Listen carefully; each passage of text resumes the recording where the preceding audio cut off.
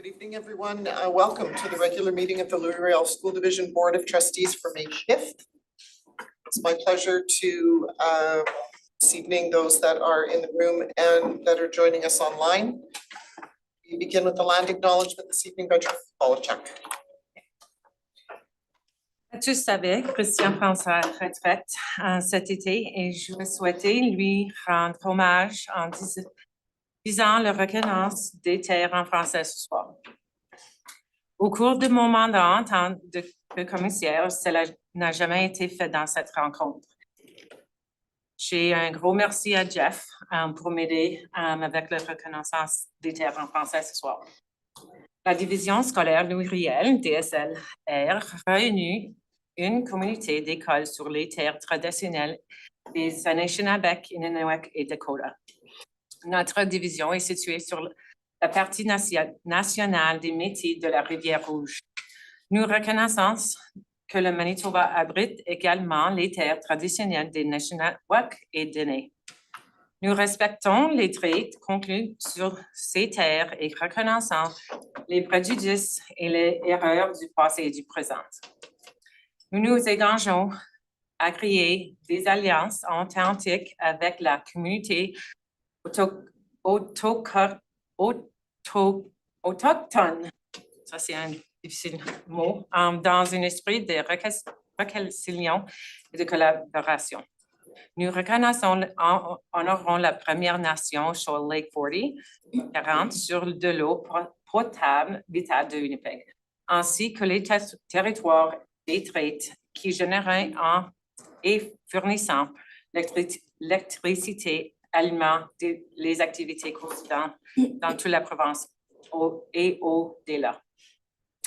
Le développement continu de la reconnaissance des terres de la DSLR est dirigé par notre conseil autochtone des grands-mères et des grands-pères que nous remercions de sa générosité et de sa collaboration. Merci. Merci. A few housekeeping pieces today. We have two question periods in our agenda, one coming up shortly and one at the end of the meeting that is strictly for questions related to action items on our agenda. If you have comments that you'd like to make or observations, some of us are usually here for a while afterwards, but you can always reach out to us too if you have questions not on the agenda at info@lrsd.net. We do record our meetings to ensure that our minutes are accurate. And unless you've requested and received permission in advance, we ask that you not take any photos or do any type of recording. Our vision is for all members of our community to excel as caring, confident, capable, and resilient lifelong learners who contribute to a democratic and sustainable world. And our mission is to provide a safe, inclusive, and engaging environment where personal and collective learning are valued and each one of us reaches our full potential. First order of business this evening is to approve the agenda for our meeting. I need a mover and seconder, please. Trustee Turner, Trustee Semenyola. All those in favor? Any opposed? Yep.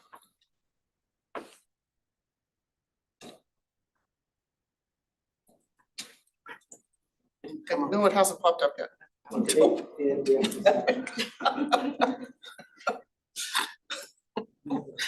There you go. There we go. Loading. There we are. Loading.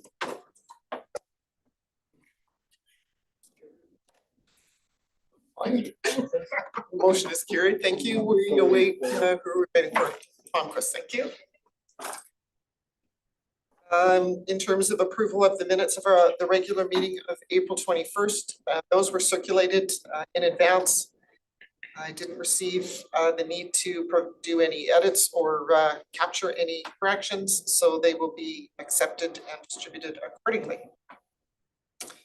At this time, I would open the floor if anybody in person or verified virtual has questions about today's decision items. So those would be particular item 6, Reelevate, item 7, Finance and Audit, item 11, that is policy related, and item 13 are action items at the end.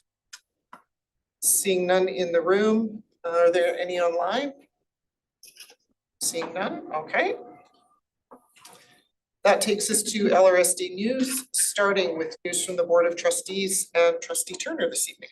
Thank you, Trustee Nemeth. April 22nd seemed to be quite a busy day within the division, both the division and nationally. On April 22nd was Earth Day, and many of our schools celebrated events on Earth Day. At Collège Jean Sauvé, students have really taken the lead with initiatives that blend environmental action, social responsibility, and global awareness. They organized a thrift shop to promote clothing reuse and cut down on waste. They also held a school-wide blackout for 22 minutes to raise awareness. Plus, they ran a bake sale to support Save Our Sign. Over at École Saint-Germain, students have been running a school-wide composting program in partnership with Compost Winnipeg for several years now, diverting an impressive 1,455 kilograms of organic waste since February of 2024. They've also created a pollinator garden and developed a school garden that supports Winnipeg Harvest Manitoba. On top of that, they take part in bike bus events and regularly organize school-wide cleanups.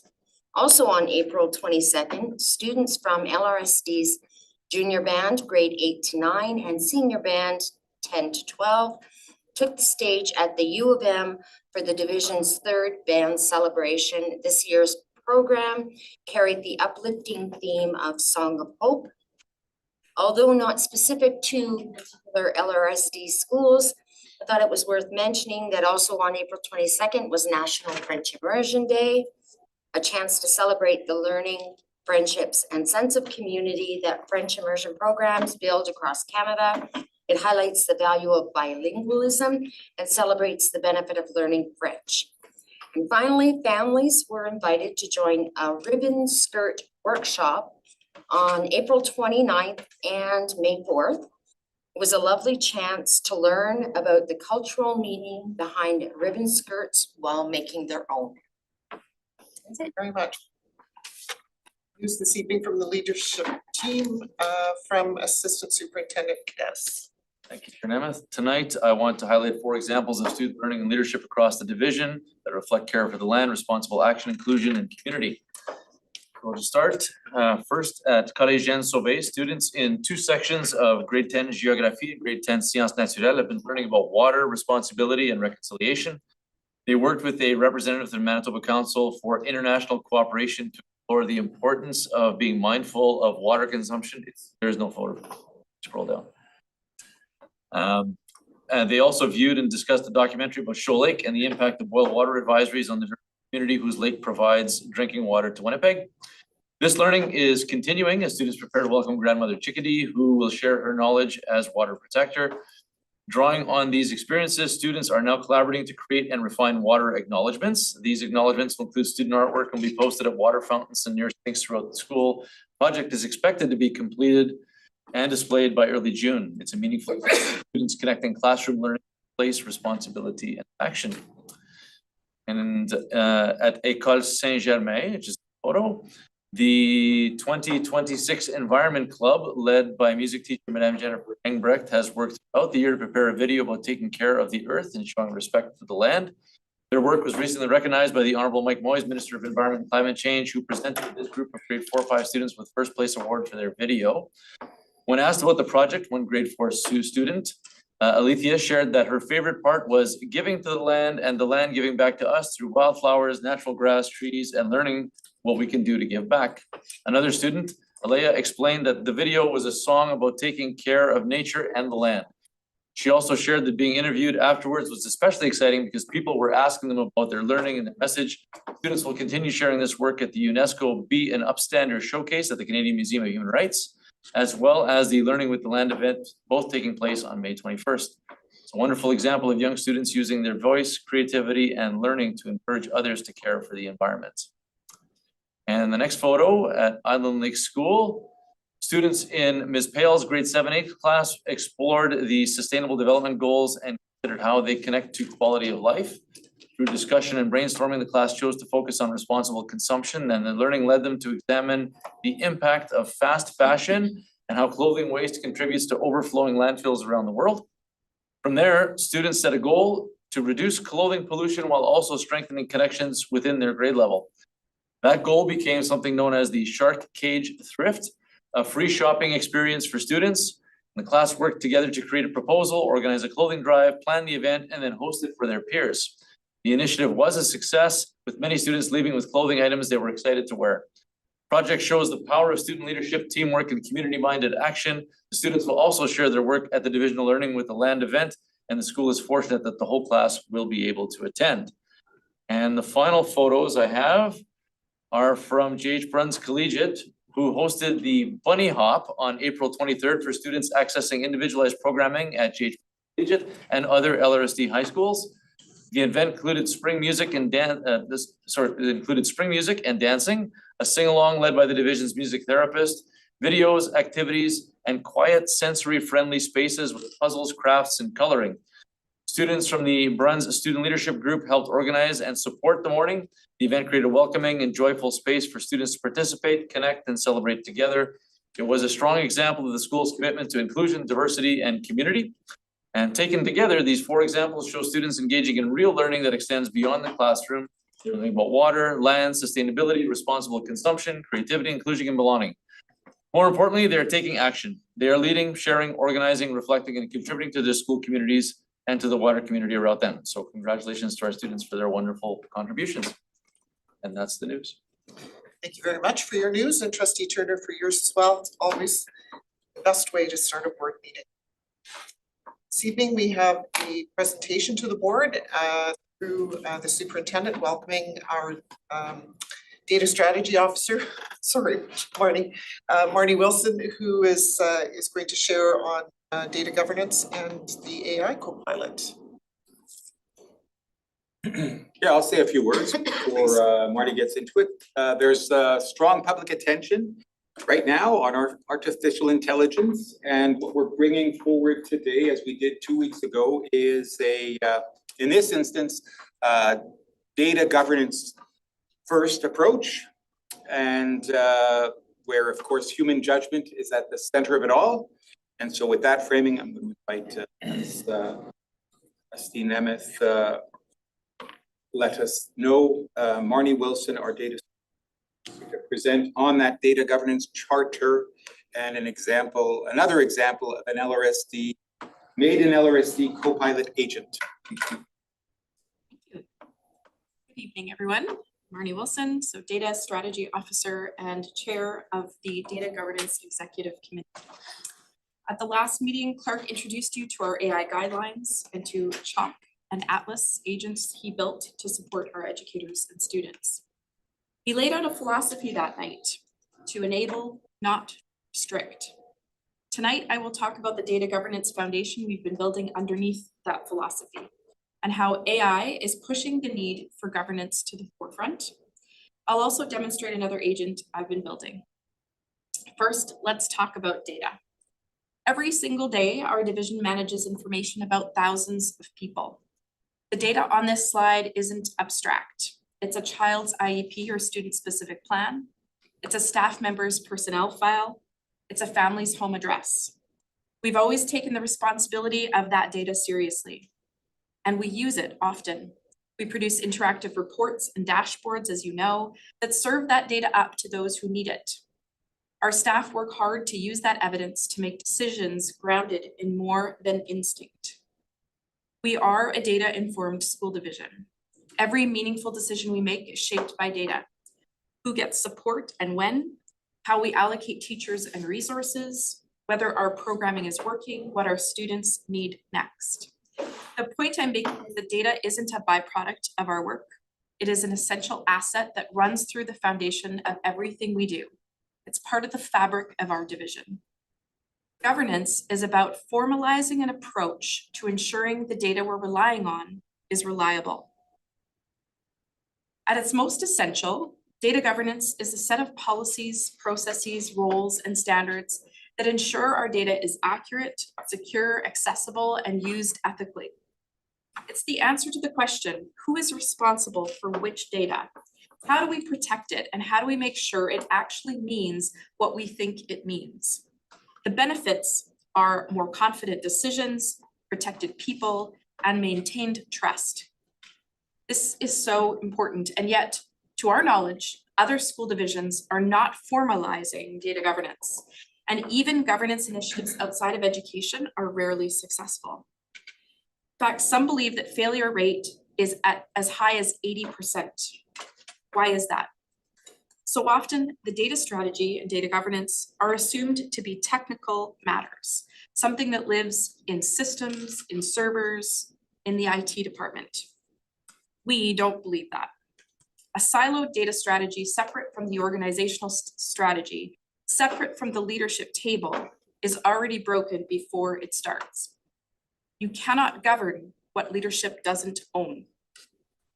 If there is no thread connecting the governance work to what the organization actually is and believes, it becomes a compliance exercise, not a values exercise. We have been deliberate about avoiding these traps. This work is led from the senior leadership table by our own people, for our own context, our community, our students, and it is anchored to who we say we are as a school division. In short, we're doing this differently. Not only do the organizational strategy and data strategy need to be linked, so do the AI and data strategy. Because that principle that Clark introduced last time, enable, don't restrict, only holds if the governance foundation is underneath it. AI is here and it's here to stay. Our responsibility is to build the foundation to use it responsibly and to teach our students to do the same. My mother always used to say that weddings and funerals do not create family dynamics. They only magnify existing family dynamics. Similarly, AI doesn't create new data problems. It amplifies existing ones. If your data is inconsistent, AI acts on that inconsistent data faster, at greater scale, with more confidence than any human could. If your access controls aren't right, AI makes the wrong information more accessible, not less. Therefore, AI is pushing the need for data governance to the forefront. This is why organizations and educational systems that haven't built the governance foundation are taking a risk that they adopt, as they adopt AI tools. Without the foundation, that's not progress, that's potential exposure. We cannot possibly accelerate one without the other. And that's why these two bodies of work have grown together in LROSD from the beginning. Frankly, linking AI and data governance is the extreme exception rather than the rule. Very honestly, LRSD's integrated and proactive approach has caught the attention of Microsoft, Google, Dell, and C21 Canada. We have been told that our approach, governance, and AI is one conversation, led from the top, built from within, connected to our values, is unique and necessary. Dell Canada and C21 selected LRSD as a national case study. The case study highlights Atlas, the agent that Clark introduced last time, and Clara, the agent I'll demonstrate in a few minutes. The title of that case study is Agents of Change, a systems approach to AI, data governance, and educator well-being. The story and the signs of impact of our work will be published shortly. Our data mission and vision put these commitments into words, that data should serve people, not the other way around. I want to draw your attention to one phrase in our vision, a culture where data is trusted, accessible, and used responsibly. We chose that word culture deliberately because we've just talked about why governance fails when it's only a policy. Culture is how policy becomes practice. And you'll notice we've named Indigenous data sovereignty explicitly because it gets to the heart of what stewardship means. Data about people is, in a meaningful sense, their data. The act of collecting it doesn't transfer ownership. Rather, it transfers responsibility. That's the standard we're building toward. This month, we completed our data governance charter, built on 5 pillars that cover the full landscape of how we collect, manage, protect, and use data. That fifth pillar is worth pausing on. Data literacy isn't an afterthought here. It's built into the foundation. Because governance only means something when the people living it are equipped to act on it. And I believe that all the work we've invested in data literacy over the last 6 years has enabled our data governance work. Good governance needs clear roles and accountability. Our executive committee brings together leadership across every key department, many of whom sit in this room. And that's intentional. This work lives at the leadership table, not in a silo.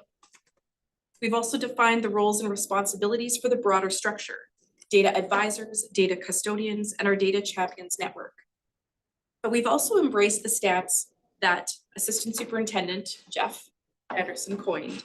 We are all data stewards, meaning that everyone who creates and uses data in our system has a responsibility to accuracy, privacy, and ethical use. Here's what the executive committee has already accomplished in 5 short months. A division-wide maturity assessment established our baseline. Our committee was formed. AI guidelines were finalized and distributed to all staff. The data governance charter is complete. A staff awareness campaign is active, and a policy and procedure review is underway.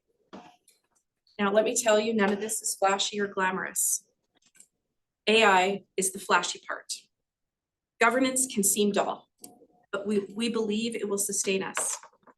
Many are focused on what Clark calls the AI sprint. We care as much, if not more, about the governance marathon. Most of governance is invisible to the people it protects, but it is the infrastructure that helps us create and use data and AI agents more confidently. So speaking of our agents, I'd like to introduce you to Clara, the curriculum-linked assessment and reporting assistant.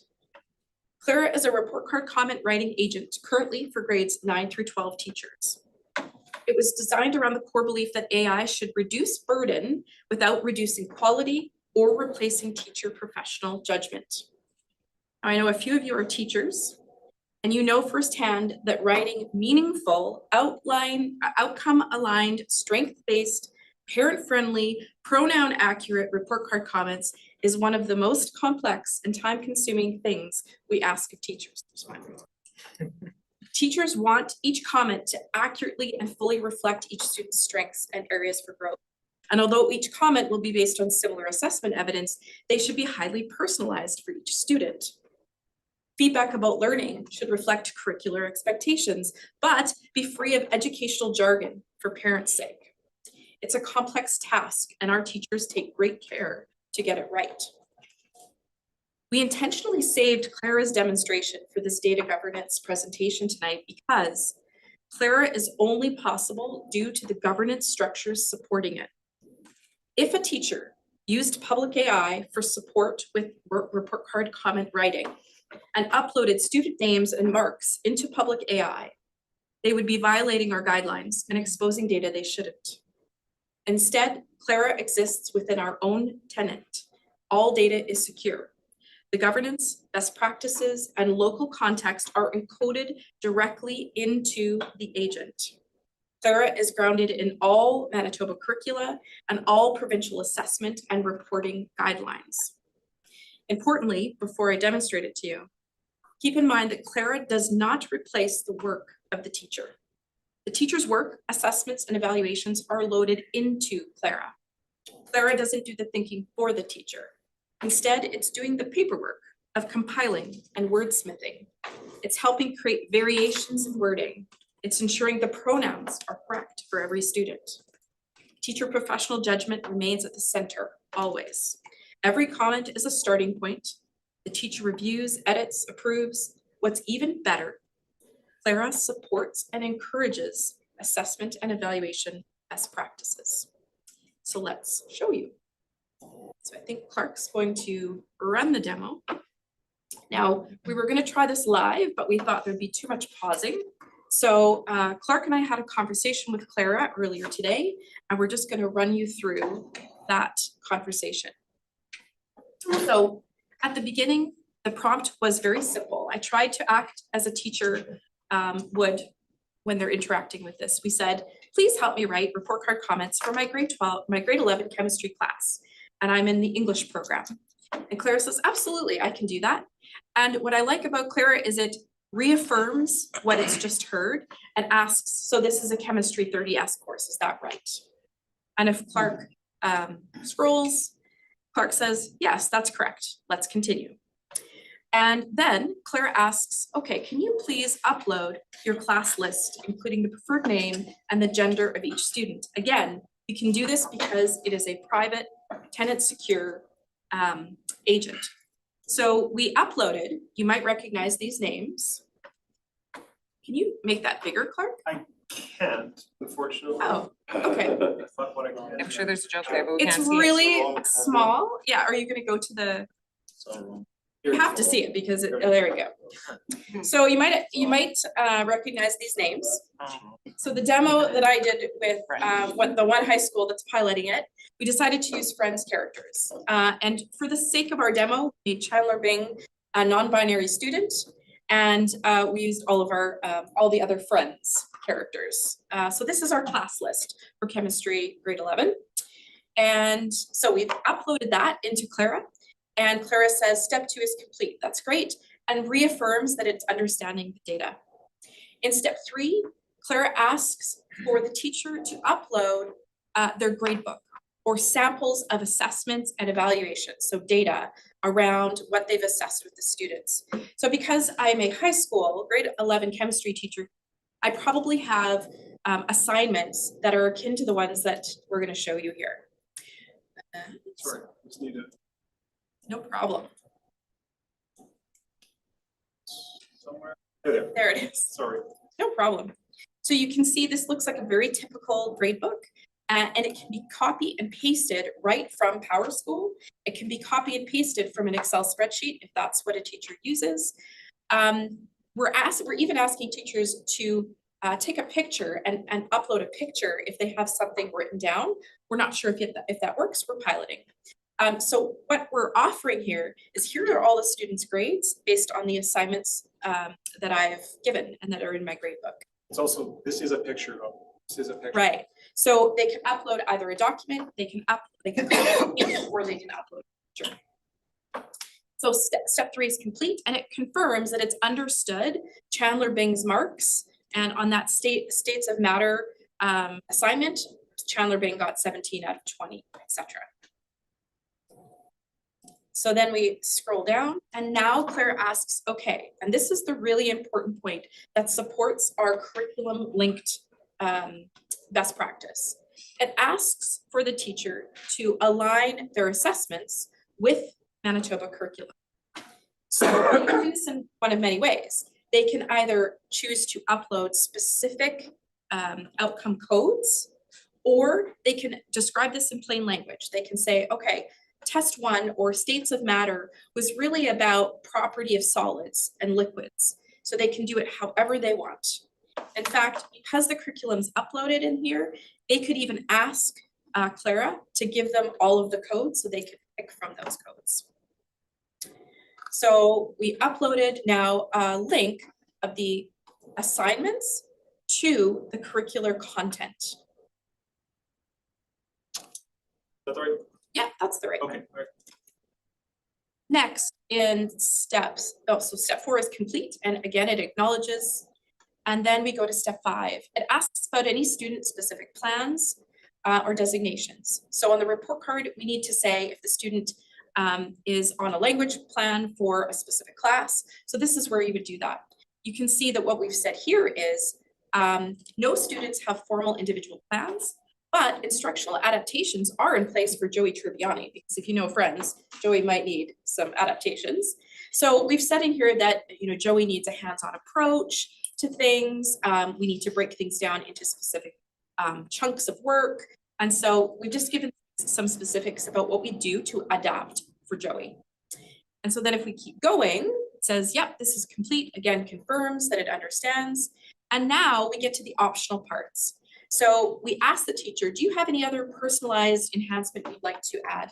Teacher observations. So they can hand bomb this, if you will. They can type it right into Clara, or they can upload from a document. So we uploaded some pre-typed comments. And I just want to focus on a couple of comments here so that you see that some of these observations will show up in the comments that Clara suggests.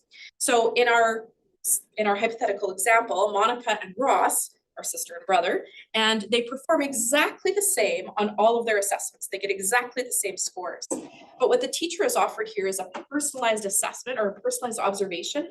What are some sort of things about these students? So you can see here, Monica is highly motivated and well prepared, but can become, and I can't really read that, overly competitive and frustrated when results are not perfect. And again, if you know the show, you know that that reflects Monica. Whereas Ross can occasionally overcomplicate his explanations and so on. So you can see how this very much reflects what these characters are really like. So we've uploaded those observations into Clara, and let's keep going. And now it asks, sorry, it's because the image that I uploaded. Yeah. Didn't work, and so I asked to do it again, and it did. Okay, Fantastic. perfect. Okay, do we want to talk about learning behaviors? No, we don't in this case. Let's keep going. And now, and this is important, we put a disclaimer before Clara will offer any comments. So that disclaimer basically reads, all comments produced are suggestions, and it basically reaffirms that it is up to them to use their professional judgment to change anything or make sure that they're accurate. And so then it just asks, do you confirm that? And do you want to generate the comments? And Clark has said yes.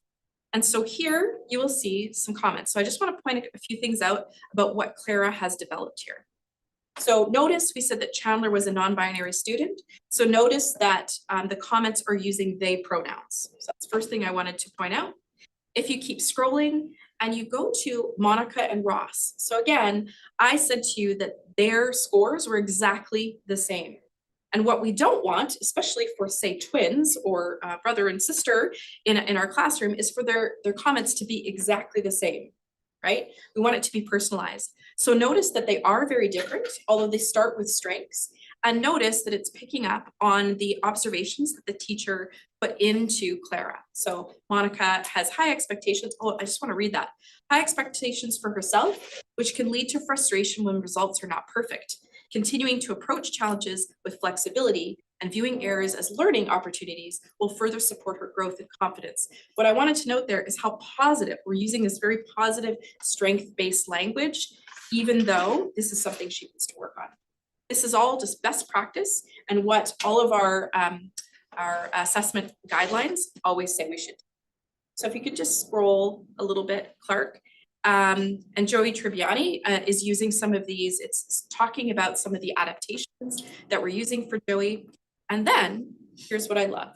Notice it says, if you'd like, I can also adjust the tone, but I could also align with specific divisional wording. I don't know where that one came from. Where is the, oh yeah. So creating an outcome level summary table. So what's beautiful is if this teacher hasn't really thought about outcome-based assessment in the way that we'd like them to before, what this does is it actually summarizes this in an outcome-based way for them.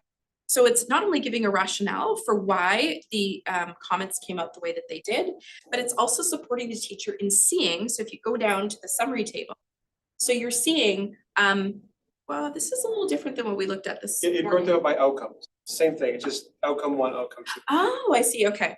So the other way that it spit out was for Chandler, it would say, it would give all the outcomes and it would talk about whether for that outcome, you know, Chandler had a strong understanding. So for here, it's doing it by outcome and then telling you for each student and summarizing it.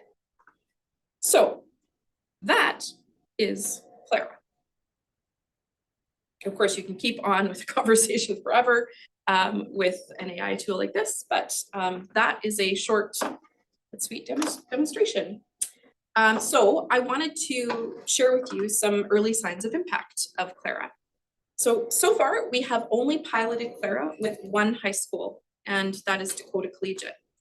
And I can't thank them enough for reaching out and for asking us to come and talk to them. We had an hour and a half with teachers on one of their professional learning days. And it was, importantly, a week before report cards were due to their administrators. So these results are pretty encouraging. Of the Dakota teachers, 50 distinct users used Clara in the first week, just sort of opened it and looked at it, with nearly 200 daily interactions in that week. We had 30 staff members complete a follow-up survey, which honestly is a pretty good response rate for teachers when they're busy with report cards and so on. So we had 30 staff members respond, and 19 of those 30 staff members said they had used Clara actively to produce their report card comments. And of those 19, 13 said that they found Clara very or moderately helpful. 12 said it saved them time. 13 said it actually improved the quality of their comments. But the evidence of impact I keep coming back to is what Jill, the principal of the school, said to us that she got from one of her teachers. I was able to have all my report card comments for 4 classes reviewed in about an hour, which felt like a small miracle. So that teacher getting back time, to me, that's pure gold. That's the payoff for building this tool in-house. So the work ahead, there's still some real work ahead. So we have to create some awareness around the charter, both internally and with our broader community. Policy updates will be coming to you for approval soon, building out the Data Champions Network across every school and department, drafting a data and systems recovery plan, launching staff professional learning on privacy, ethics, and practice. And as our agent ecosystem grows, the governance framework grows with it, and that's by design. So I hope what this is leaving you with tonight is a feeling that we have a clear direction, a solid structure, and the right people driving this forward. This is really a story of governance and AI, hopefully done well. Is when a teacher gains some hours, when a family's information stays protected, and when a decision gets made on data that actually means what we think it means. That's really the work, and it's kind of unglamorous, most of it, but it's how we earn the right to call ourselves data informed. Our students are going to graduate into a world where data and AI are woven into workplaces and institutions at every level. We have a responsibility and a real opportunity to model and teach what thoughtful, ethical engagement with these tools looks like. That's really not a technology story, that's an education story.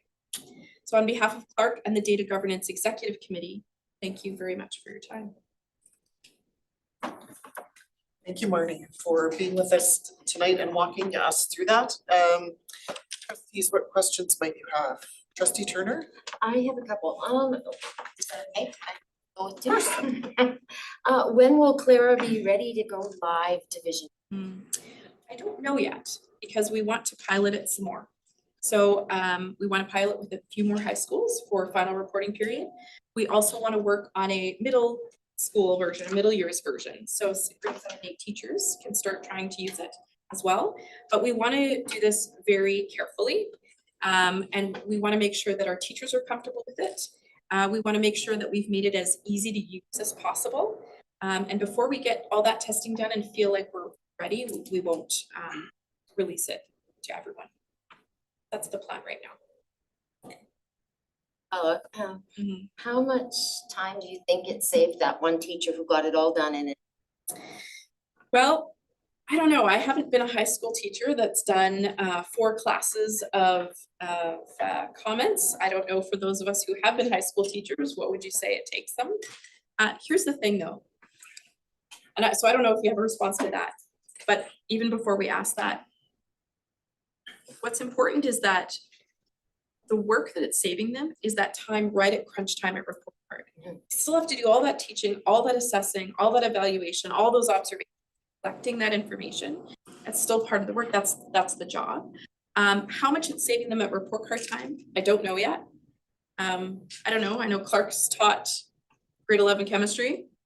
It was before the provincial report cards, so I don't know, but I mean, Yeah. perhaps our LRTA reps might be Yeah. more than that, but it is hours that we, my wife teaches grade 7, 8, and it's hours and hours and hours.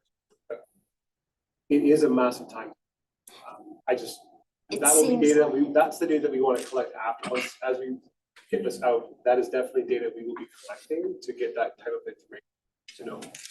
Yeah, well, I was amazed when you said an hour. That's why I was like, wow. Yeah. That's because it must take like couple of weeks. That's probably a teacher that's done a lot of pre-work too. There's a lot of data that goes in, but absolutely, I think that's what she was trying to tell us. The other thing that we can't forget is that well-written comments will take school administrators less time to read. Be less, giving back those report card comments to teachers to say, oh, you messed up a pronoun here, or you've got some spelling mistakes there. So we can't forget that it will probably save time for administrators as well. Trustee Walker. I think this is all really remarkable work that you're doing. Saving teachers time will be great. Overloaded at the moment, so like it's good work you're doing. I'm just curious what kind of feedback you had where with the teachers that said they weren't impressed with bits of it. Something they wanted you to work on, add to it. Yeah, so a couple of things that we learned through this process. First of all, even some that said that it took them a little bit more time, said that although it took more time, it actually improved the quality of comments. So there was that. But some, however, are saying that Claire is actually asking a lot of them. It's asking them to put in a lot of data. And so those who aren't keeping a grade book in a formalized format, this probably isn't going to help them as much. What they could do is, of course, write some comments and ask it to sort of verify. But we haven't done enough testing. They've literally used it for 1 week. And we want to see what happens when we give it to them for final comment rating. So yeah, I don't know all the answers to that just yet. Trustee Semignola. I got two questions. First, hey, thanks for the work, especially as an organization putting forward governance and kind of linking this work to try and protect this AI piece, because obviously, as we understand, it's moving really fast and it's being used elsewhere, so I appreciate that work. I guess my question is, will this information be stored for the next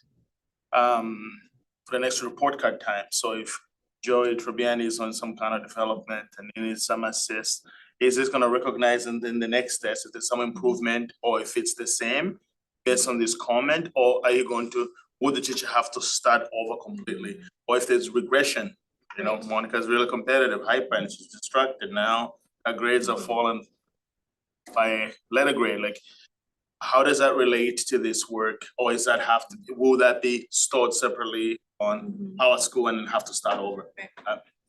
So one of the important things actually about these conversations is that the conversations are unique. And once you leave that conversation, and Clark, you'll do a better job explaining this, that data isn't stored for future use unless you want to go back to the conversation. So we actually don't want it to do that, right? We want to know that conversation is only living between that teacher and this agent and isn't available to anyone else.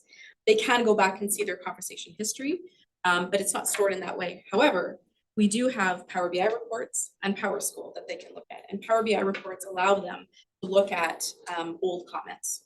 So There is, My next- so sorry, just if I could just add to that. So this is generation 1. Yeah. So Microsoft is very curious as to what we're doing, because generation 8, say, could do something where this data can be connected if we, in a safe, secure way, that so what you're getting at is you're getting at data analysis, which is the underlying part of AI. That is possible if we choose to go down that road with, carefully and with a lot of research and help. Okay, and I appreciate that, because I think that question is kind of framed to make sure, like you're saying, we're not going down that road before this is established, and I think that's important, so thank you. Yeah, this is the very first.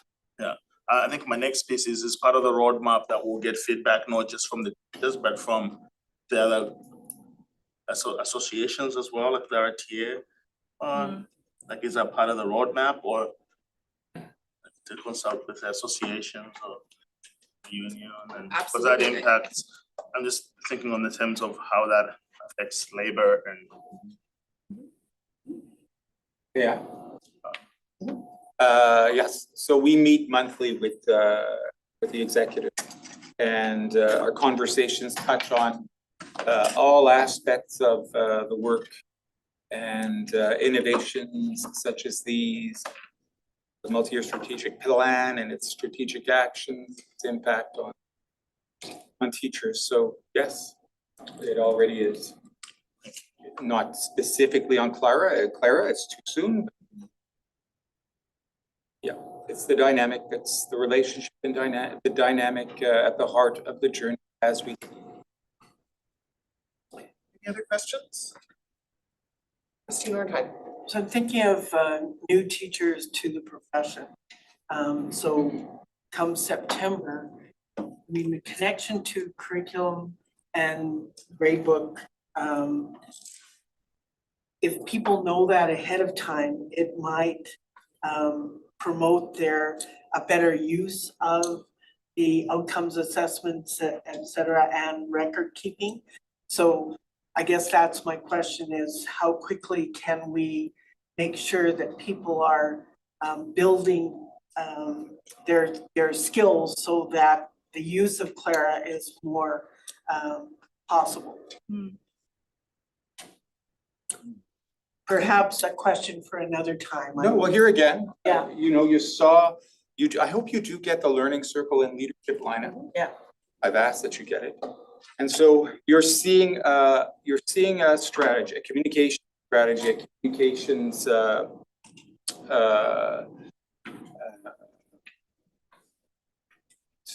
I'm looking for another word for strategy. That will just continue to evolve the coming months, and so that we get the word out.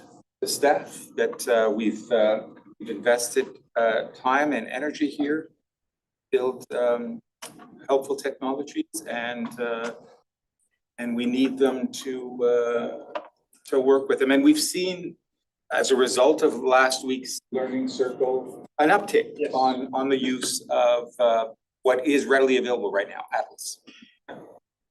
So just to add to that, just to your question, so the beauty of the way it's been created by Marnie is, it's actually, well, I agree, like the organization is important. It actually, I don't know if you know about this about me, but I may not be the most organized person on the planet. That is news to me. Yeah, sure. I did answer to you for a year. So the beauty of the way this works is if you're doing this on a cocktail napkin and take a picture of it, it will actually understand. So it actually caters to somebody who is a bit scattered and has things in 8 different places. And this is kind of like the ultimate aggregator of bringing all of that collection of data to one spot and then saying, you know, here we go, I'm gonna help you down that path. That's the beauty of the way it's created right now, is it allows you a little bit out there until you get into that mode of clarity and organized that we don't want to be in. So really thinking outside the box here, I just think it would be fascinating for us when we're doing board evaluation, for example, if we use Clara to have some of our discussions. And anyways, that's, I know it's thinking outside the box, but I think. You mean Copilot? Clara's about a report card. Yeah, it is amazing. Oh, yeah, it could, but it Yeah. could be assessment, maybe, I'm just, We can make whatever you need. yeah. It is amazing how many things we are now thinking that we can make agents. I just think that would be So, great. It would be yeah, amazing. it's all possible. Thank you, sorry. Any other questions? I have one. What does this look like for practical arts courses? Like, what is the, because you're assessing, in this case, you know, tests and maybe some written work, but in practical arts, there's lots of applied. So how would you capture that? Well, first of all, practical arts curriculum is all loaded in here as well. Okay, But that's where observations may come in, right? okay, So you could add in rubrics, you could add in observational comments, it could be in any form. It could just be typed out, you know, as you're observing students in the classroom. okay. So it Yeah. deals with observations, conversation, product. I know you're doing the picture thing. we hope to have some practical arts teachers and other teachers who are observing, you know, hands-on work, take some pictures and see how it does with the interpretation. I don't wanna oversell here and say, oh, it's gonna be perfect, but I would love to see how it handles it. And how do we change our instructions so that it can handle it better perhaps? So second question, in terms of language learning, can you capture students speaking? Will it engage at that level with a voice? It's not a feature we've turned on Okay, because that's the next that- level. that's the next level, and Yeah. anything's possible, but there's a dollar figure that comes with Yeah. this that we have to be. This is also not designed right now to be an assessment tool. Right, It's designed to take your assessment data, help you write the comments. So that's a whole other tool. right. And as part of our C21 use case sharing that we've been doing, there's others that are starting to toy in the area that you're thinking about. It's cutting edge work right now, actually. Mhm. That's it's very new. And so I think, you know, there's lots of benefits in potentially seeing that happen. And imagine, once we have all these agents perhaps working together, imagine teacher using Atlas to create an assessment that's differentiated for each student. That might be tied to, you know, data that we have on the student, that then is tied to, you know, students interacting with Chalk, Yeah. doing that assessment. Yeah. And then, you know, can you imagine the possibilities of where this could grow and connect all of these things together? Yeah. But we are talking generation, I don't know, 10, 12. Yeah. Well, I have no doubt that between the two of you and your team, it will continue to grow and expand. And thank you for being here tonight, and how cool that we can point yet to something else that is made in LRSD and is attracting the interest of folks at such a high level as Microsoft and Google and C21. So that's awesome. So thank you on behalf of the group for being here. Appreciate it.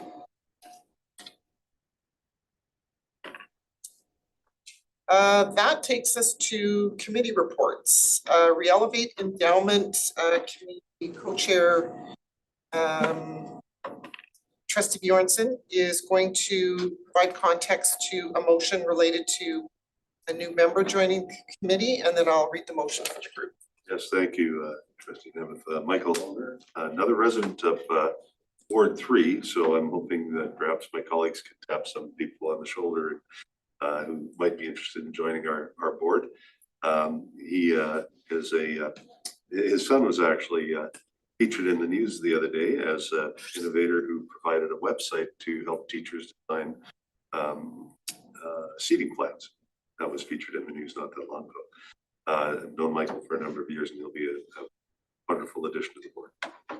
So the recommendation is then that Michael Honer be appointed as a committee member of the Elevate Endowment Fund Committee for a 2-year term effective immediately. I'm assuming you will make the motion. I will. And Trustee Sigurdsson seconding. Any questions?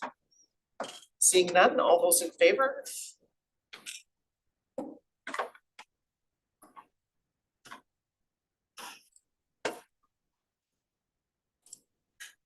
Any opposed? I'm in favor, Jamie. It came up and then went away. Okay, and the motion is carried. Thank you. Still with Reelevate, a board motion coming with some context provided by Co-Chair Bjornson again regarding the committee year-end report. Yes, and I think Secretary Treasurer needs on this. Essentially, the report is mirroring last year's report, with the big difference being, of course, the fact that the fund has grown and that we have more money to disperse accordingly.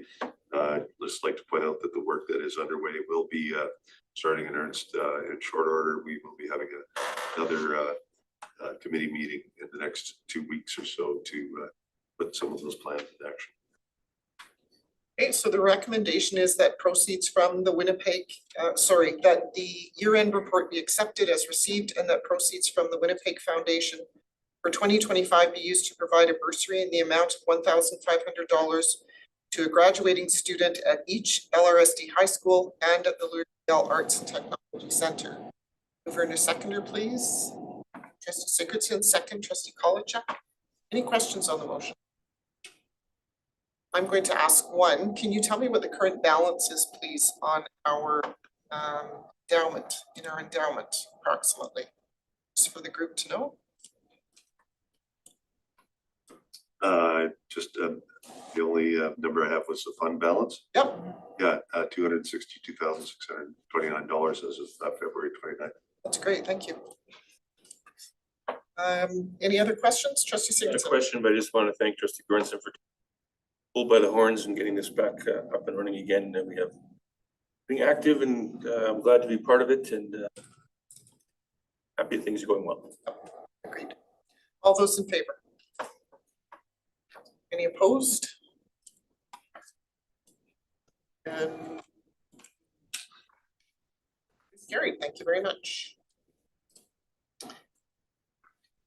Finance and audit, borrowing bylaw. So just through the superintendent to our assistant secretary treasurer, I guess, to set this one up, or secretary treasurer? No. Thank you very much. So at around this time of year, we issue a borrowing bylaw, and this is to help with the cash position of the school division through to the end of the summertime. So this relates to specifically cash flow and when funds come in from our funding sources versus the outlays that happen in the division.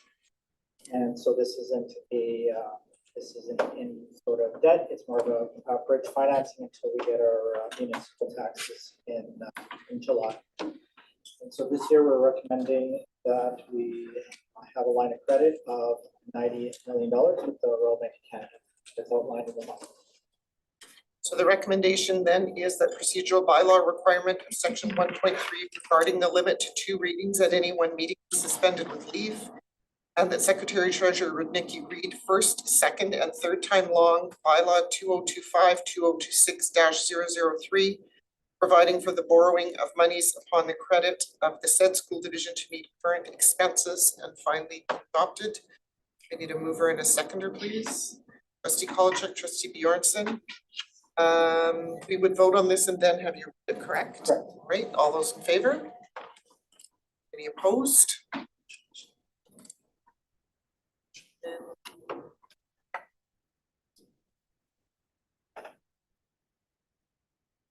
Motion is carried.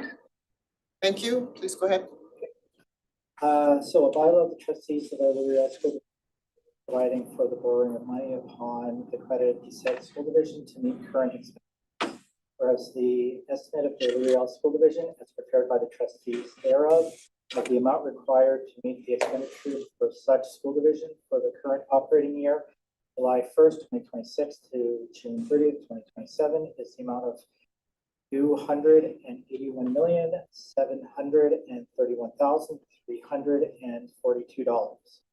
And whereas the trustees of that school division have not yet received any monies on account of school taxes for the current year from a municipality, local government district, or the provincial government. And whereas no monies have been previously borrowed to meet the expenditures of the current year. And whereas the amount, if any, therefore borrowed and the amount hereby authorized to borrow do not exceed the amount of the said estimate after deducting therefrom such sums, if any, as have been paid by the municipality, local government district, and or the provincial government on account of the amount required for this current year's expenditures of the school division. Now therefore, the trustees of the L'Oreal School Division of Winnipeg, Manitoba, in the session assembled enact as follows. That the trustees of the said school division do borrow the sum of $90 million from the Royal Bank of Canada upon the credit of that school division and do pay or agree to pay interest thereof in advance or at maturity, and in either case after maturity at the rate of prime minus 0.75% per annum. And do give the promissory note or notes of the said school division the same if and as may be required by the said bank, and that the corporate seal of the said school division be affixed. Said note or notes attested by the signature of the chairperson and treasurer of the said school division. That the amount so borrowed shall be first charged upon any monies to be received by the trustees on account of the school year's estimate for the purposes of the said school division, or whether from a municipality, local government district, or the provincial government, or from any other sources as the same as received from said school division shall deposit them with the said bank in a special account as collateral security for payment of the amount so borrowed with interest thereon, but the said bank shall not be restricted thereto for the payment of the sum or sums so borrowed, nor shall it be bound to wait for repayment of the money so borrowed until municipalities, local government districts, or the printer government have discharged their obligations to the school division or be obligated to see the monies paid to the school division are deposited or applied as aforesaid. That nothing herein contained shall waive or just which was particularly affected, that's why I'm an accountant, or exclude any right, power, benefit, or security by statute, common law, or otherwise given or applied in favor of the said bank. Given first reading by the school board of the Blue Real School Division assembled in the city of Winnipeg in the province of Manitoba this 5th day of May 2026. Given second reading this 5th day of May 2026, done and passed as duly assembled and constituted meeting of the said school board held this 5th day of May. Thank you very much.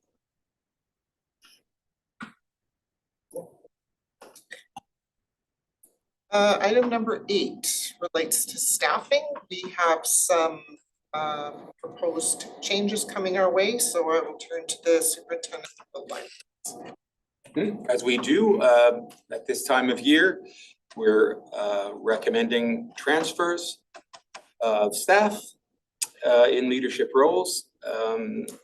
We are recommending these transfers so that colleagues can bring their knowledge and experience in the service of you community to them. So we are proposing that Dion Parapinski be transferred to the LRSD Arts and Technology Center, Carly Free transferred to Glenlawn Collegiate, and Darren Baker be transferred to St. George School. And so those three transfers are in relationship to each other. Relative to the schools, the colleagues we are talking about are serving at present. These transfers are effective August 2026. And we are recommending a transfer of Kimberly Adair Gagnon to Glenwood School and Heather McCorster to Nelson McIntyre. So based on that recommendation, the motion is that the following principals be transferred in accordance with the MSBA MTS collective agreement effective August 1st, 2026. Dion Hodopinski to the Louis Riel Arts and Technology Center, Carly Friesen to Glenlawn Collegiate, Darren Baker to St. George School, Kimberly Adair Gagnon to Glenwood School, and Heather McCorster to Nelson McIntyre Collegiate. I need a mover and seconder, please. Trustee College, second. Trustee Turner. Questions on this motion? Seeing none, all in favor?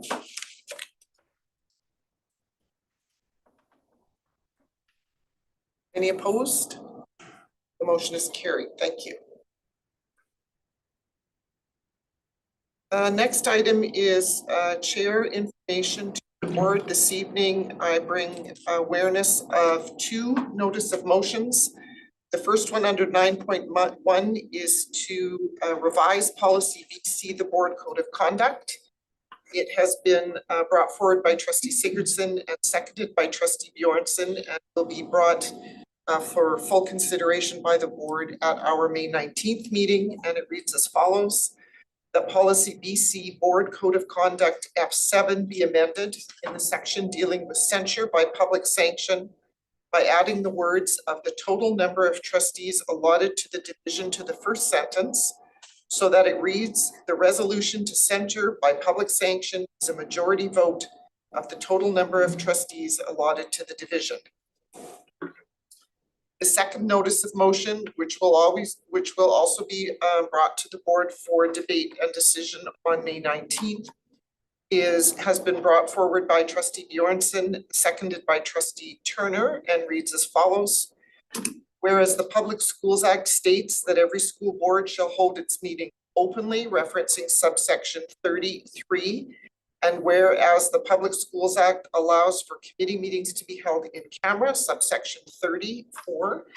And whereas it has been the practice of the Louis Riel School Division Board of Trustees to hold in-camera committee of the whole meetings prior to regular public meetings and at other times, and therefore be it resolved that section B-8 of the procedural bylaws of the Louis Riel School Division be amended as shown below, such that beginning September of 2026, meetings of the Committee of the Whole shall include both an in-camera portion and open portion, and a report summarizing the proceedings that are not held in camera and recording the names of trustees in attendance shall be presented at a subsequent regular or special. So again, those will come to the board as part of our regular agenda of May 19th for discussion and debate. Item 10 is senior leadership team information to the board. Through the superintendent to Director of Facilities Bandari, who I guess is on the line, or is it? Yep, okay. Good evening, everyone. Hi. Yeah, I'm here to present the update on capital projects today. So as planned, all our projects are progressing, and I would like to present first update on GH Brown's Collegiate Addition and Renovation Project. So we had our design startup meeting on March 16th. And after that, the architect group visited the school. They toured the facility to understand the scope of work. And they also toured College on Sauvé. That was a recent addition. And currently they have received site survey quotations, and we've selected survey services for this project. We've also been given direction on the LEED certification for this project. So we're meeting on Thursday to move to the next steps for this project. For Shamrock Building, first phase of the project has been completed, and there's work progressing in advance for some portions of the project, such as the underpinning work and the roof parapet walls are progressing ahead of schedule. And phase 2 is on schedule right now. We've also received a design authorization letter to replace failed air conditioning system and pump for HS Paul School. We had startup meeting on March 17th, and pre-design report has been received and has been forwarded to technical services team for review and feedback. For Nypa Play School, we have also received design authorization letter to replace all sections of the roof. Startup meeting was held on April 23rd, and fee proposal was received just on April 30th to begin work on this project. For GH Brown's science classroom, we just are still waiting to receive the IFC package. We're hoping to receive it by mid-May. For Windsor Park Science Classroom Renewal Project, we have just received IFC package this week and is currently under review. Island Lakes Community School project for modular units 5 and 6 has been already completed, and we're just left to finish the asphalt paving repairs, and that's planned to be completed in July. For École Marianne Gabory heating and ventilation upgrade, we just received a substantial completion certificate, and the remaining work is related to landscaping work, and it's also planned for July. Glenwood School elevator hygiene room and roof replacement project has been currently placed on hold. So we have progressed to 99% design stage, and after that we received the letter that this project is currently on hold. And as for the divisionally funded projects, most of the projects have been completed that were slated to be completed during 25-26 school year. There's only one remaining project that's Marian School washroom renovation, which is nearing completion right now. And we were also designing projects for the upcoming school year. and those projects have been placed on hold due to budget constraints. So that's my update for tonight. I'm Appreciate happy- that. Thank you. Thank you very much. Trustees, any questions? Trustee Walker. For the HS Paul replacement of the air conditioning system pump, is they going to continue to use the ground source heat, or are they going to be to an air source heat? So we are currently, the ground source is used for heating the school building due to the due to the increased temperature for water table. So we cannot use the groundwater for air conditioning purposes. And for this reason, there's a chiller being installed and there's a heating pump that's being replaced for the daycare site. Any other questions? All right, thank you again for your report, much appreciated. Lots going on in all of our schools related to our buildings functioning well. Thank you. Next item to the superintendent regarding Learning with the Land coming up. Yeah, I'm pleased to offer a preview of the second annual Learning with the Land, a gathering to celebrate and dream, taking place on May 24th. Forks. The gathering reflects the full year of relationship building, shared learning, and collective care coming together in a moment of celebration grounded in land, learning, and connection. I want to acknowledge Sean Oliver and Suzanne Simpson for their leadership in bringing this work together. You've heard from them earlier in the year.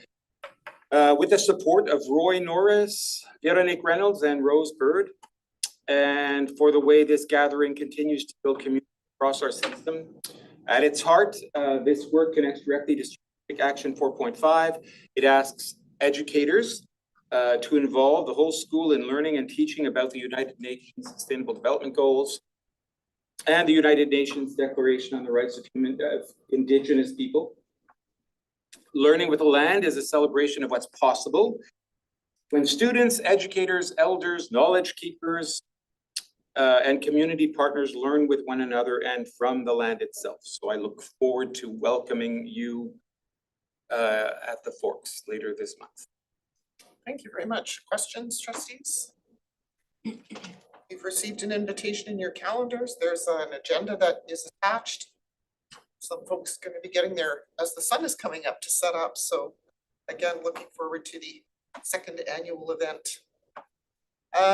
Recently, we had one trustee and a couple of our senior team attend the Canadian Association for the Practical Study of Law in Education 2026 conference. And per our policy, we look forward to hearing their takeaways, and I'm going to start with Trustee Sigurdsson. Yes, thank you very much.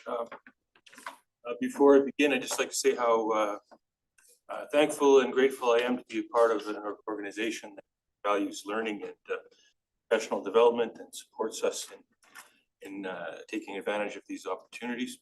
I'd also like to say a word about Capsule. I've been a member since 2013. It's a very valuable organization. The third conference I've been to, one was in Winnipeg, so I don't know if that counts. Been to 3 of them, but I very much enjoy reading their publications, their newsletter, and other publications that they put on their website for members. I find their information that they provide extremely valuable. And also point out that while we were in Montreal, apparently there was some sort of hockey tournament going on. We didn't anticipate that, but that made things quite interesting. Honking and people right outside our hotel in red shirts. I bought a hat just so that I could blend in and wouldn't seem too much like a visitor. I'd also like to show this is sort of a window into how I work. These are all my notes on shared notepads. Maybe Clark can help me with set up an AI program. I can take all these at the end of the day. My hotel room is full of these things. But again, I won't go through all of the sessions that I went to, but there certainly was some extremely interesting things. I'll highlight a few of them. And beginning, of course, the opening session was something that's very close to me, was talking about the 10 most important court cases involving law and education that took place over the last year. And I've highlighted one specifically, was Chilliwack versus the Teachers Association. And it involved something that's very similar, near and dear to our hearts here in LRSD. I've sent my colleagues a copy. Well, the actual case is 300 pages long. I don't think anyone should read that. I've sent news reports about the case, but it's particularly interesting in that it involved a rogue trustee who is publishing and making speeches that were quite offensive and transphobic, homophobic, racist, that sort of thing. We had a similar situation here. We were struggling with how to combat that as a board, and we ended up dealing with it through the board. But what happened in Chilliwack was that the Teachers Association stepped up.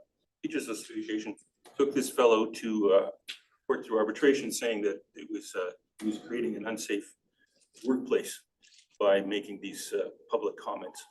And in fact, the court found in favor of the union, and he was fined $750,000, which he had to pay back to all the various teachers in different pieces. And he subsequently left and quit being a trustee. So, the case law and the reasoning from the judges, administrators, is very interesting. So if anyone wishes to go through that, certainly you're welcome to do so. I also went to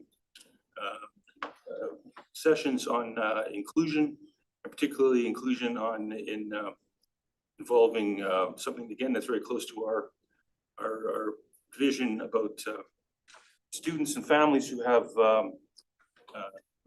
imperfect, shall we say, immigration status or unconventional immigration status.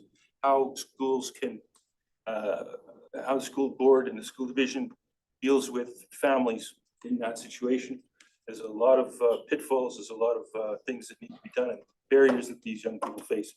And we had some excellent folks walking us through what needs to be.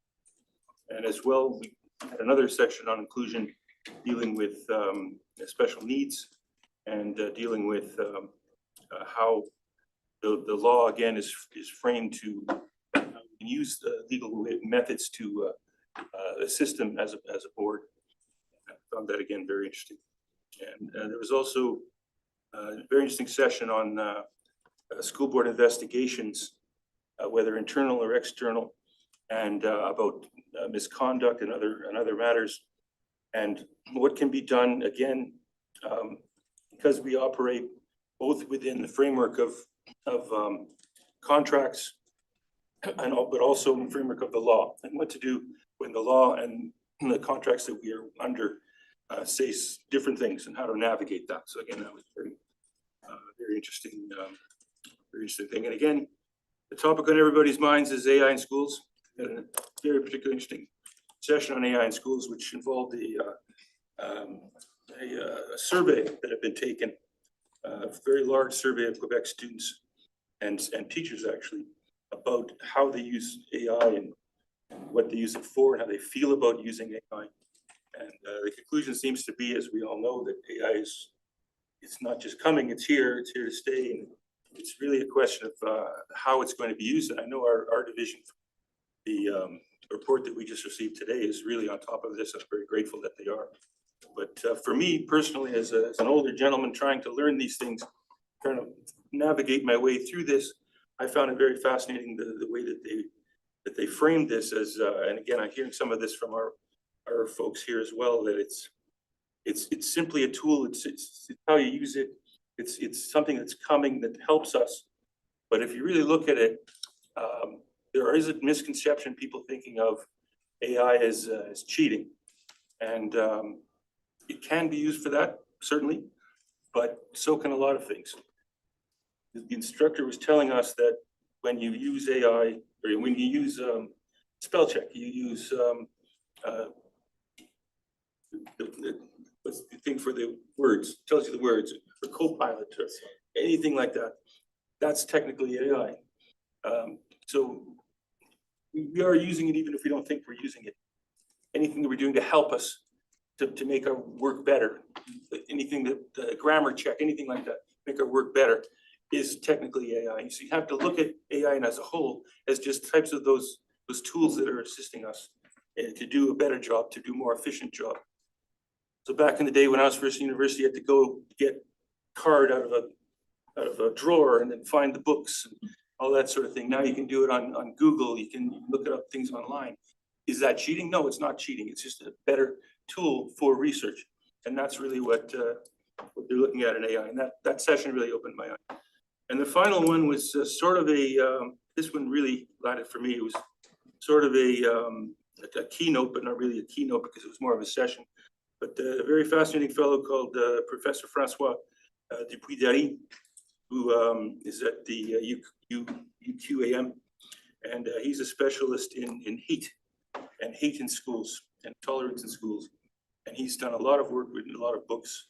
And he told us all about how we have to be vigilant all the time for these things bubbling up, and how we need to keep an eye on it and to recognize it, and which students are likely prone to it and why they're prone to it, and what the causes of it. And I found that very interesting. If anyone wants to look up any of his books, he's a Francophone and he apologized for his English, but I thought his English is very good. But his work has been translated into English as well as a number of languages. So I've looked up some of his work and I've been following it along. So he's certainly someone, if anyone's interested in the topic, to find the works of Francois Dupuy-Derry. Anyway, I thank you all for allowing me the opportunity to attend. It was certainly enjoyable, certainly informative, and I hope that what I've learned I can bring to the board for use. So thank you very much. Thank you. So we'll hear from the three other folks that attended and then open the floor if anybody has any questions. Assistant Superintendent Han. Takeaways or? Thank you. Yes, I wanted to mention just what an interesting cross-section of participants the conference brings together. There are practicing lawyers, trustees, members of divisional management, as well as labor representatives and academics. It's a real cross-section of people that work with education law in various ways and bring various perspectives to it. The sessions that I attended addressed a range of issues that are highly relevant to school divisions, things like human resources practices, consent forms, copyright, freedom of expression, inclusion, as Trustee Sigurdson mentioned, parental rights, immigration status, and the use of artificial intelligence by students. Trustee Sigurdson and I were in several of the same sessions. From my perspective, the conference closely connected to my ongoing work in policy development and access to information and privacy matters under FOPA. Many of the presentations reinforce the importance of clear, defensible policies, careful documentations, and consistent decision-making, particularly where emerging technologies consent student information that are involved. Overall, the conference provided valuable legal insight that will inform our policy reviews, administrative practices, and our approach to compliance, transparency, and risk management. Assistant Superintendent Gunther. So this was my first time attending this conference. It was quite interesting. I really appreciated the case law.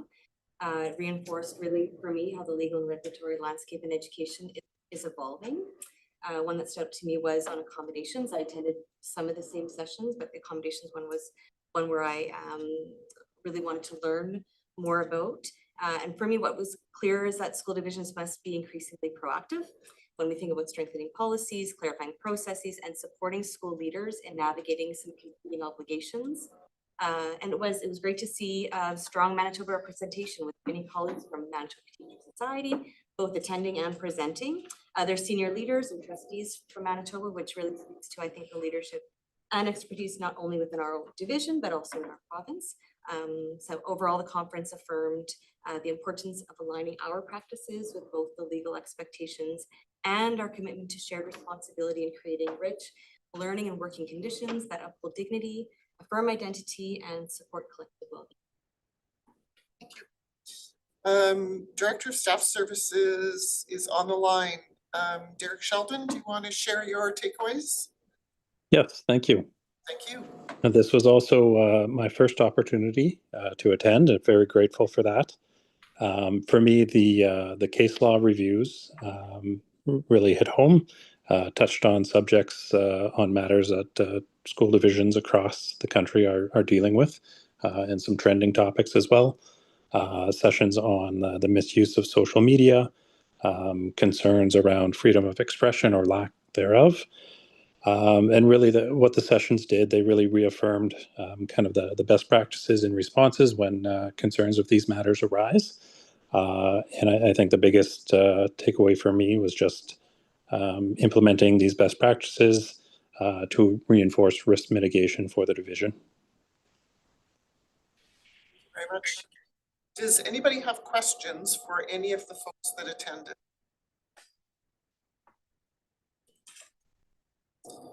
All right, seeing none, we will look to have some of what was taken away applied to maybe future conversations and ongoing work that we are doing, and certainly appreciate a little bit of insight as to what sounds like was a very good experience for everyone who attended. Item 11 is policy. We are giving first reading to a first policy tonight.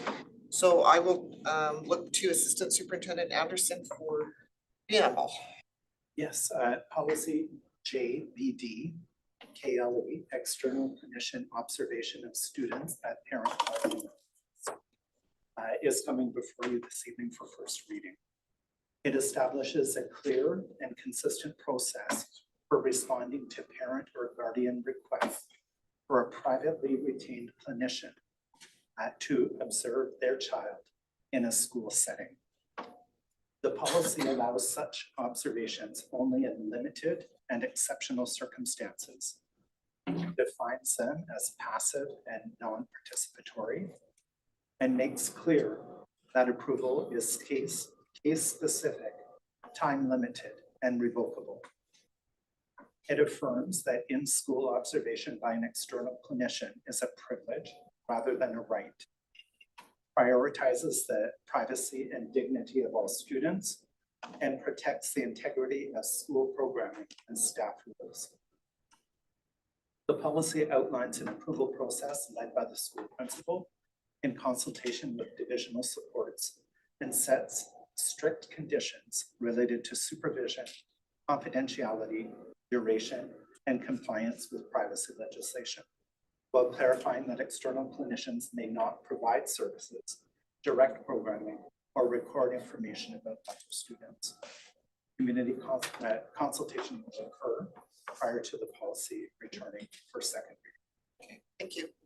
So we have a recommendation, and the motion is that policy JBD KLE, external clinician observation of students at parent guardian request, reviewed by the policy review committee, receive first reading, and be further reviewed in committee and brought back for second and third reading. So I need a mover and a seconder. Trustee Turner, Trustee Walker. Questions on the motion? Seeing none. Sorry. Oh, sorry. Go ahead, Trustee Palmquist. Thank you. Can you, is this a policy being developed, built off of anything, or expanded off of any existing policy, or changes?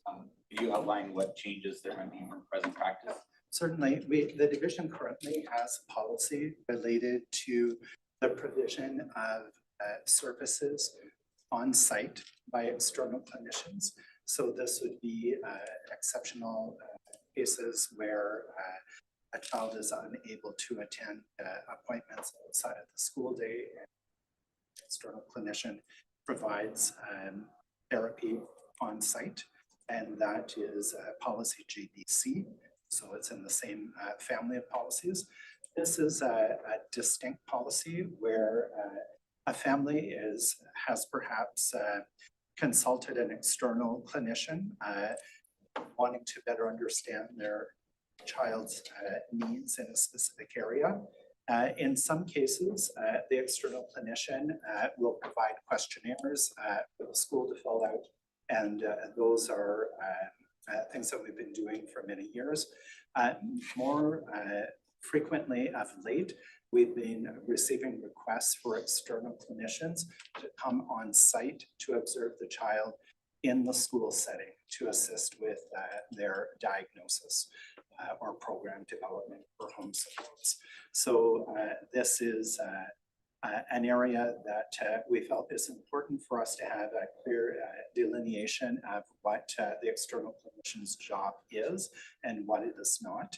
And we did look to external sources. We couldn't find any example of Manitoba school divisions with similar policy, but we did find a good example in the Foothills School District south of Calgary in Alberta.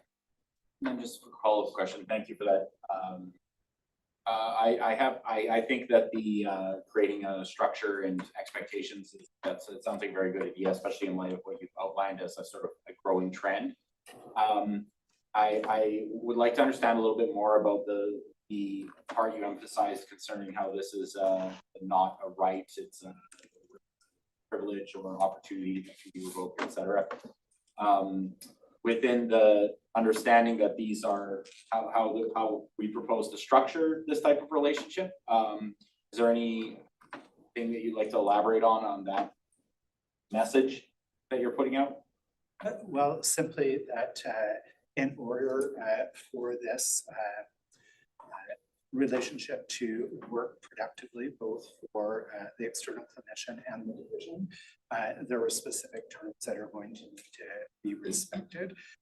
And the division would retain the right, if the external clinician was not abiding by the terms of the agreement, to pull the plug on the agreement and discontinue. And then one final follow-up question. Would this policy be inclusive of services that are sometimes waitlisted, available services offered by the school division, but parents seek out additional resources to speed that process along? Or, you know, for say, reading issues, dyslexia? I would defer to my colleague, Assistant Superintendent Dez, if he would have anything to add in that regard. My sense is that primarily when we're being approached for this type of diagnosis or observational work, that it is for support of home programs and not school programs. That is correct. The supports we provide in school, if we're having an external clinician be in the school for any reason, it's only because there's an agreement among the school support team, including the clinicians within the school, that it is necessary to inform programming for the student in school. But when you're talking about things like dyslexia, reading support, those are things that we provide as a school, and if parents wish to access tutoring outside of school, that would not fall under either of the policies that Superintendent Anderson, Assistant Superintendent Anderson was speaking of. Okay, thank you. Yeah, thank you. Other questions? Seeing none, all those in favor? Any opposed? Motion is carried. Oops. Trustee Sigurdsson, Trustee Semenyola, Trustee Semeniola's hand is up. Thank you very much. Yep. We got it. Great, thank you. Next item is second reading for policy AB, again to Assistant Superintendent Anderson. Yes, thank you. Trustees will recall giving first reading to this policy at the April 7th meeting. Since that time, feedback was collected at the April staff meeting, and what we found is that staff are overwhelmingly in support of the policy. 87% of respondents supported adopting the policy in its current state. 13% requested minor revisions or asked questions to clarify their understanding. The draft policy was also reviewed by members of Indigenous youth leadership who expressed support and appreciation for the policy. The version before you for consideration this evening includes changes based on the feedback received to date. And in advance of third reading forecast for June, members of the Student Advisory Council will be reviewing the policy at their May 12th meeting and sharing their views, which will be important. Great.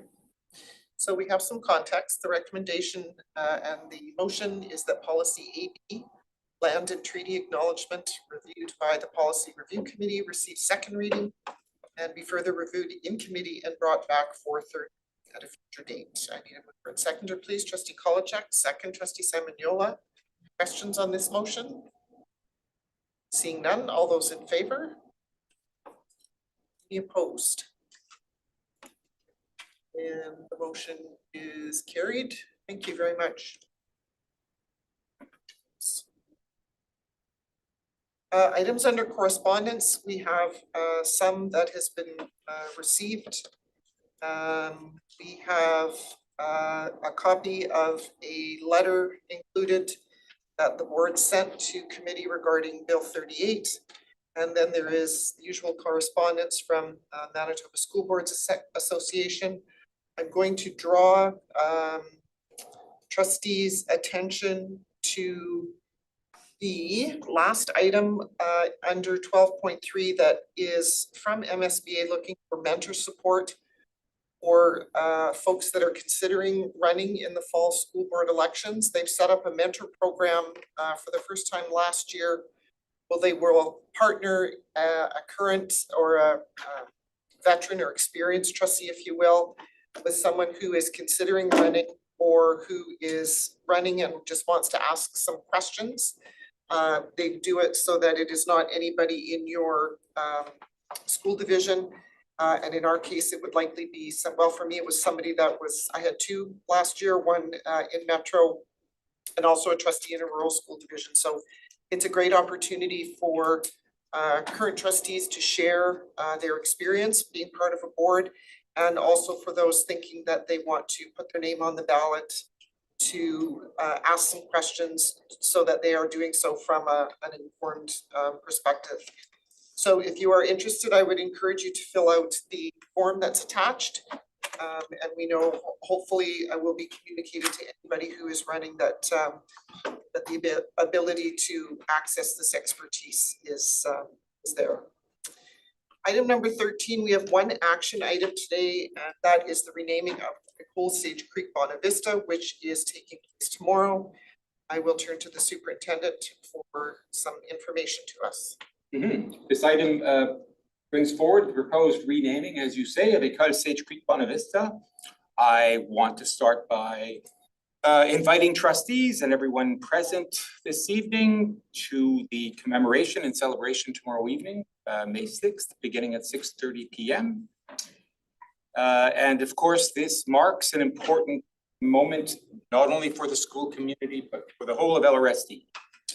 The recommendation before you is following a careful process grounded in relationship, respect, and learning, and guided by collaboration with the school community, the Sinclair family, elders and knowledge keepers, and the Indigenous education team, whose generosity and care have been central throughout, that we rename the school École Mézina Gijik. This is Justice Sinclair's spirit name, meaning he who speaks of pictures in the sky. And so, motion before you is to rename the school again, École Mézina Gijik, effective tomorrow. Great. So the recommendation has been established, and the motion is that the board approve the renaming of the school currently known as École Sage Creek Bonavista, located at 355 Daisy Vernant Boulevard, to École Mézina Gijik, effective tomorrow, May 6, 2026. Moved by trustee Semenyola, second by trustee Walker. Questions on the motion? Seeing none, all those in favor? Any opposed? And the motion is carried. Thank you very much. That's going to be a great evening tomorrow, and a very important acknowledgement. So we've arrived at the second question period, when those that are online or in the room can ask us questions of anything that was on the agenda. I'm not sure that we have public online, or do we? We're good. So Jay or Scott or Ina, any questions for us this evening? Ina? Just two. First question regarding the action, sorry, pardon me, the item 9.2 that was related to the notice of motion about regarding the use of in-camera committee of whole meetings prior to the regular public meeting. So this is the question. If this motion passes, what material changes can community expect to see in meeting protocol?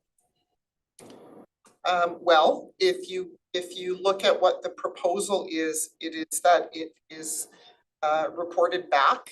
The last item, number 2, is that it is reported back, including names of trustees in attendance. Reporting back of what was discussed, including the trustees that were present for the discussion. Okay, forgive me, I guess I misunderstood. I took that as perhaps there would be less reliance on in-camera prior to the public board meetings, which might result if there was more, I didn't know if the intent was more discussion and debate in the public forum, which inevitably might lead to longer meetings. So I have misunderstood that then. Happy to clarify, and there'll be, I'm sure, more conversation in 2 weeks' time. Okay, perfect. And just the other question regarding the mention of the design process for J.H. Brown's Collegiate. I guess I'm just curious, once the design is locked down, solidified, will there be formal communication to that community so that they might see if there are any material changes to the drawings that were presented a few years back to the same community? My expectation is the community will be brought into the design process again, and all of this will be made transparent to the community. Any other questions? Welcome to our LRTA folks. Good, all right. That takes us to the end of our agenda, and we are adjourned. Have a good evening, everyone.